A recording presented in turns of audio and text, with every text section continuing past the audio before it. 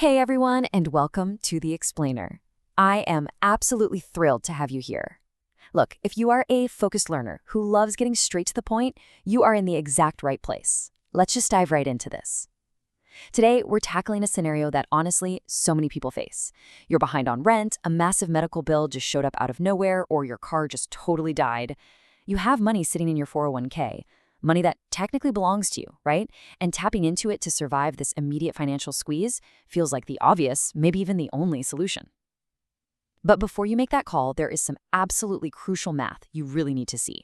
First, though, a very quick but super important note. This explainer is for educational purposes only and is not financial advice. Retirement account rules vary heavily by plan and your individual circumstances. Please always consult a licensed financial professional before making any actual withdrawal decisions. Okay, with that out of the way and our trust built, let's get into the real numbers. I want you to consider this number, $1,900.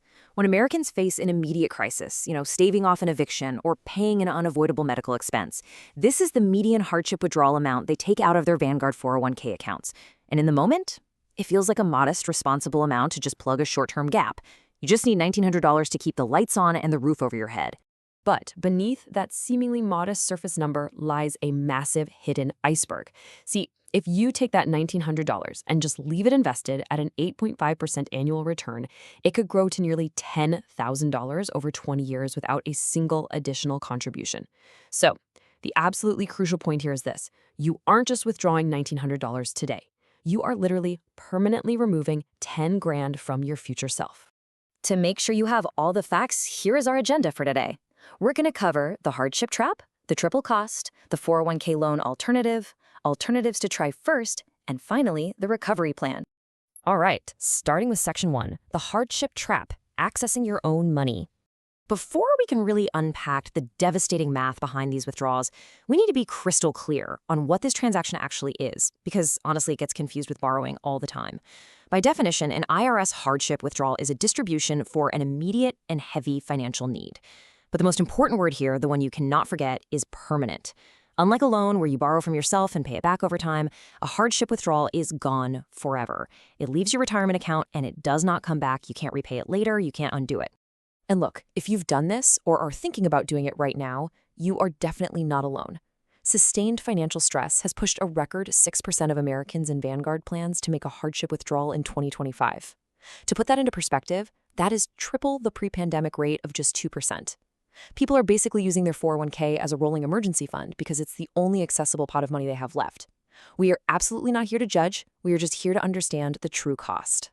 Moving right along to section 2. The triple cost, the illusion of cash.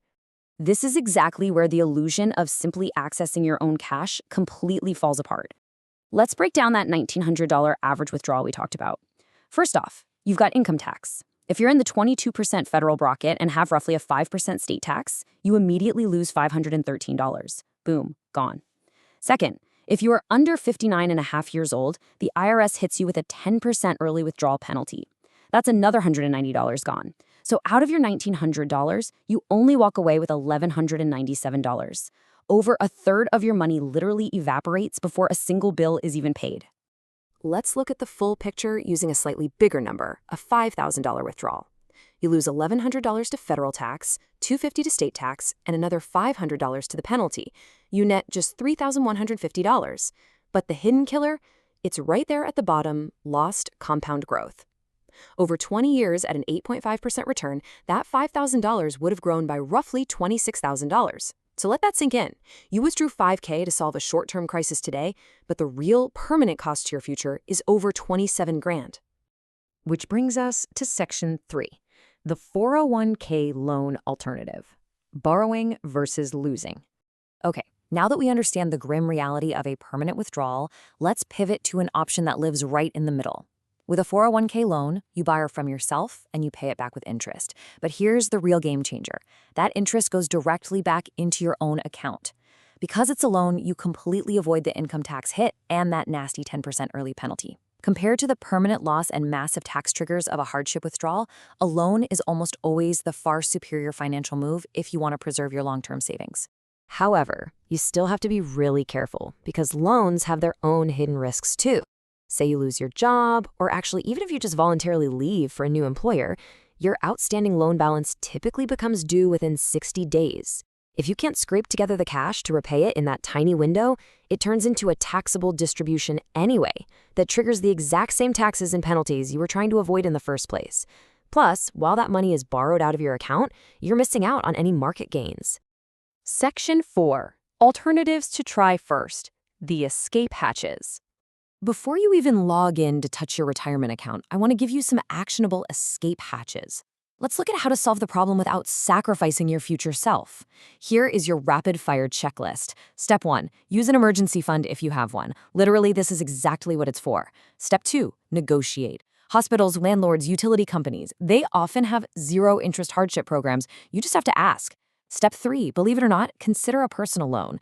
Even taking a 15% interest rate on a personal loan is very often mathematically cheaper than losing a third of your 401k money to taxes and penalties, plus decades of compound growth. Oh, and I definitely want to highlight this brilliant new escape hatch.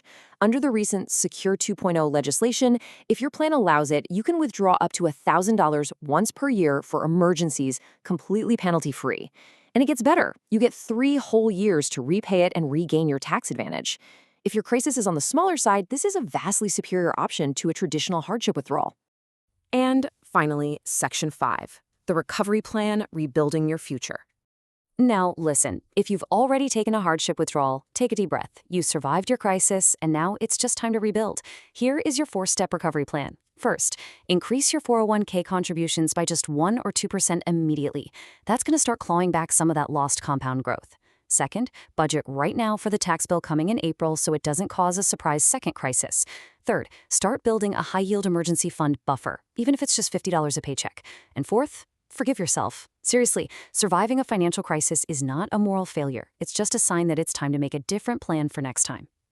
I want to end today with a question for all of you.